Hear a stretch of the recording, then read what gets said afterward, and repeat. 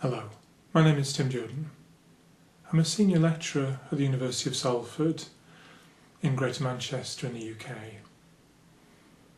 At the university, we have a particular interest in mindfulness and compassion-based approaches, and that's particularly in the context of health professional training, whether that's counsellors, psychotherapists, nurses, midwives.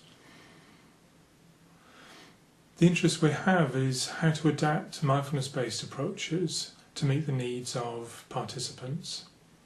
That includes students as participants in our courses so that they can effectively use mindfulness in a safe way to build and enhance their resilience in the face of what are likely to be quite stressful both training contexts and practitioner contexts when they're qualified.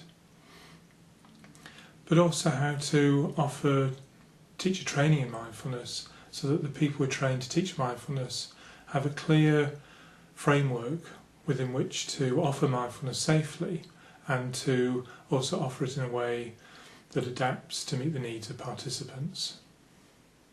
I'm really pleased to be able to talk a little bit about Dr. Leigh Burrows' book, Safeguarding Mindfulness in Schools and Higher Education. That book there. It's a unique book.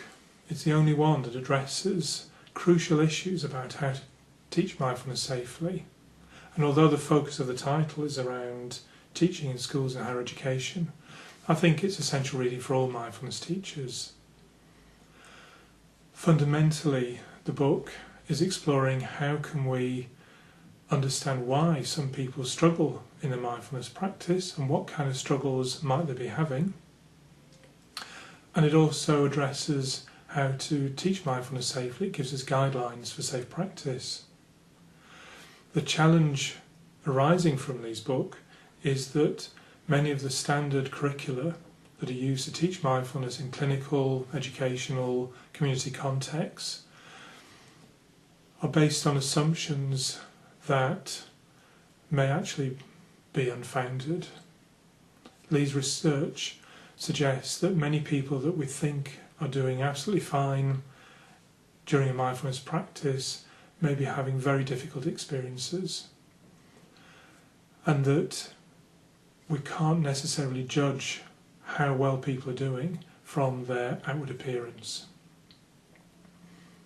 In particular, one of the issues that some people struggle with is that if a mindfulness practice triggers an intensely difficult response, that they may shut down, they may have a dissociation type reaction where they become quite passive.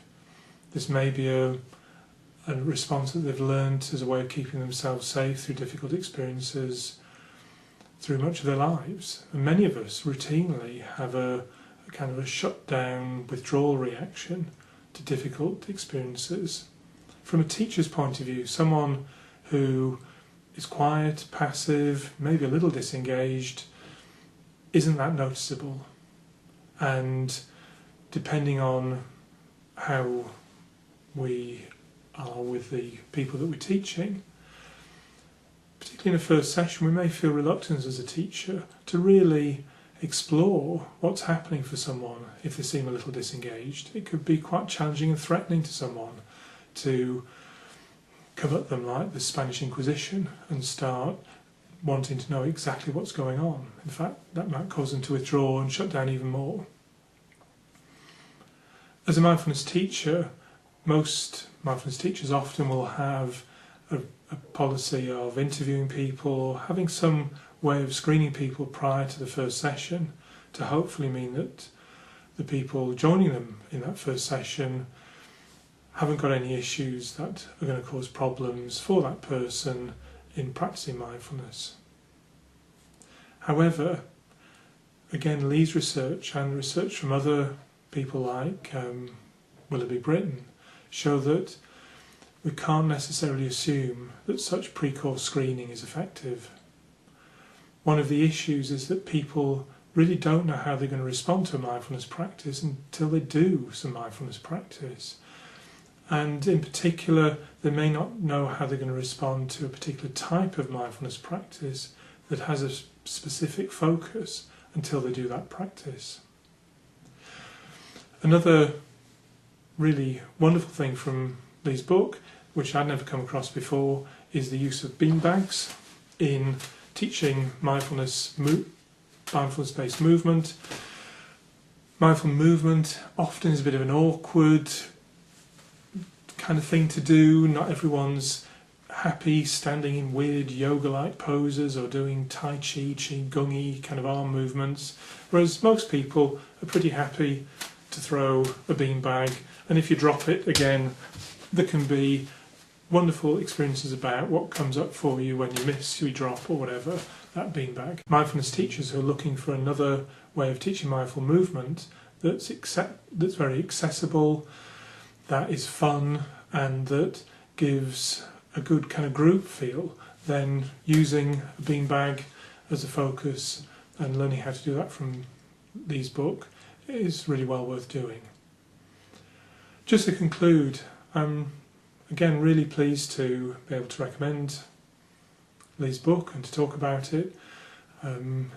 Hopefully we're going to get much more insightful research from Leigh's work, and it's going to be an area where I think how mindfulness is taught in the years to come is going to be profoundly influenced by Leigh's work and others like her, like Willie B. Britton's.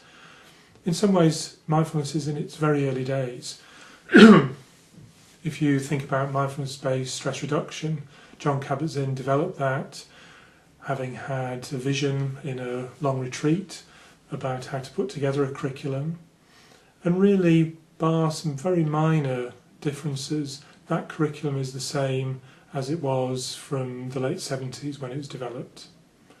Mindfulness-based cognitive therapy, developed in the early 2000s, for fully understandable reasons in terms of research context, is pretty much the same as it has been since it was first developed. So in terms of an evolutionary approach to teaching mindfulness, we're kind of at version 2 in terms of the major approaches to teaching mindfulness.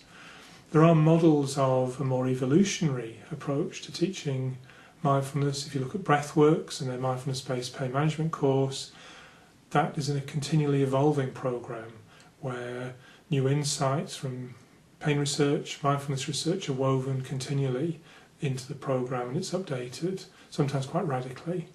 And the research that Leigh's doing hopefully will complement this in the wider scope of mindfulness teaching.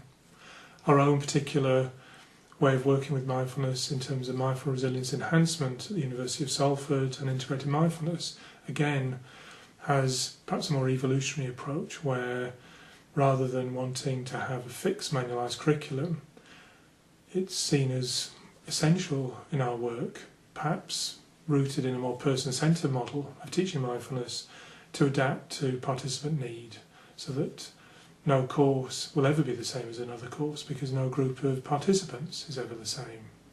And that's been really exciting in terms of getting to know Leigh, is finding someone who shares perhaps that same person-centred approach to teaching mindfulness that in many ways has been missing, again, understandably, from the way in which mindfulness has been generally taught in terms of teacher training, where the focus has been on developing a robust research base that has allowed mindfulness to become acceptable within health services. I'm hoping that maybe with that more established base, there's time to have some reflection inspired by Leigh's book and others to really think about how do we teach mindfulness in a way that's safe and effective and meets participant need. And hopefully that can mean that mindfulness will be found to be even more effective in the domains currently it's found to be helpful, and also will open doors to people to practice mindfulness in areas that currently are considered maybe not so appropriate because the standard courses don't fit the needs of those people.